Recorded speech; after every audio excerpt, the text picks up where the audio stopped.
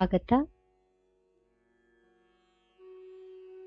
ಒಂದು ಗ್ರಹವು ರಾಶಿಚಕ್ರ ಚಿಹ್ನೆಯನ್ನು ಪ್ರವೇಶಿಸಿದಾಗ ಅದು ಎಲ್ಲ 12 ರಾಶಿಚಕ್ರ ಚಿಹ್ನೆಗಳ ಮೇಲೆ ಪರಿಣಾಮ ಬೀರುತ್ತದೆ ಎಂದು ಜ್ಯೋತಿಷಿಗಳು ಹೇಳುತ್ತಾರೆ.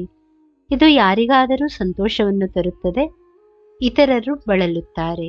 ಇಂದು ಜನವರಿ 1ರಂದು ಚಂದ್ರನು ಮಕರ ರಾಶಿಯನ್ನು ಪ್ರವೇಶಿಸುತ್ತಾನೆ. ಮಂಗಳ ಗ್ರಹದ ಪ್ರಭಾವದಿಂದ ಚಂದ್ರ ಮತ್ತು ಮಂಗಳ ಎಂಬ 2 ಗ್ರಹಗಳು ಮಕರ ರಾಶಿಯಲ್ಲಿ ಹೊಂದಿಕೆಯಾಗುತ್ತವೆ. ಈ ಮೈತ್ರಿಯಿಂದ ಧನ್ಯೋಗ ಎಂಬ ರಾಜಯೋಗ ಇರುತ್ತದೆ. ಇದು ಈ 3 ರಾಶಿಚಕ್ರ ಚಿಹ್ನೆಗಳ ಜನರ ಮೇಲೆ ಬಹಳ ಸಕಾರಾತ್ಮಕ ಪರಿಣಾಮ ಬೀರುತ್ತದೆ. ವೃಷಭ ರಾಶಿ. ಈ ರಾಶಿಚಕ್ರದ ಜನರಿಗೆ ಧನ್ಯೋಗವು ತುಂಬಾ ಶುಭವಾಗಿರುತ್ತದೆ. ಹಠಾತ್ ಸಂಪತ್ತಿನ ಲಾಭವೂ ಇರಬಹುದು. ಇದು ಆರ್ಥಿಕ ಪರಿಸ್ಥಿತಿಯನ್ನು ಬಲಪಡಿಸುತ್ತದೆ. ಆದ್ದರಿಂದ ಈ ರಾಶಿ ಹೊಂದಿರುವ ವ್ಯಕ್ತಿಗಳಿಗೆ ಈ ವರ್ಷ ಬಹಳ ಚೆನ್ನಾಗಿರುತ್ತದೆ. 2025 ಇವರು ಖುಷಿಯಿಂದ ಕಳೆಯುತ್ತಾರೆ.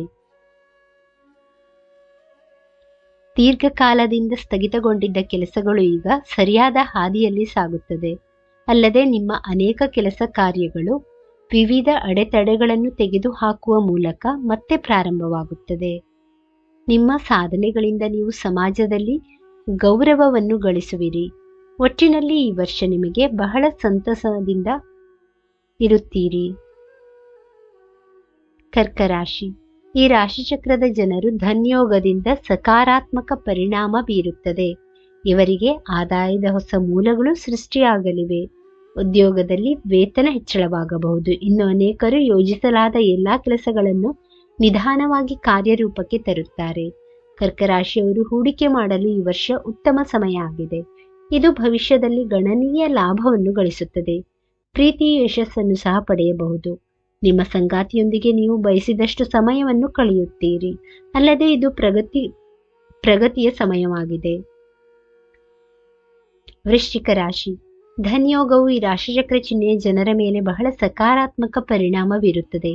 ಈ ಹೊಸ ವರ್ಷ ಅನೇಕರ ವೃತ್ತಿ ಜೀವನದಲ್ಲಿ ಹೆಚ್ಚು ಪ್ರಯೋಜನವನ್ನು ನೀಡುತ್ತದೆ. ಹಲವರ ಬಾಳಿನಲ್ಲಿ 2025 ಯಶಸ್ಸಿನ ಸಮಯವಾಗಿದೆ. ಈ ವರ್ಷದಿಂದ ಇವರಿಗೆ ಒಳ್ಳೆಯ ದಿನ ಪ್ರಾರಂಭವಾಗಲಿದೆ. ಹೂಡಿಕೆ ಮಾಡಲು ಇದು ಅನುಕೂಲಕರ ಸಮಯ. ಈ ಹೂಡಿಕೆಯು ಭವಿಷ್ಯದಲ್ಲಿ ಉತ್ತಮ ಆದಾಯವನ್ನು ನೀಡುತ್ತದೆ. ಪರಿಣಾಮವಾಗಿ ಆರ್ಥಿಕ ಪರಿಸ್ಥಿತಿ ಬಲವಾಗಿರುತ್ತದೆ. ಹಠಾತ್ ಸಂಪತ್ತಿನ ಲಾಭದ ಸಾಧ್ಯತೆ ಇದೆ. ನೀವು ನಿಮ್ಮ ಕುಟುಂಬದೊಂದಿಗೆ ಒಳ್ಳೆಯ ಸಮಯವನ್ನು ಕಳೆಯುತ್ತೀರಿ.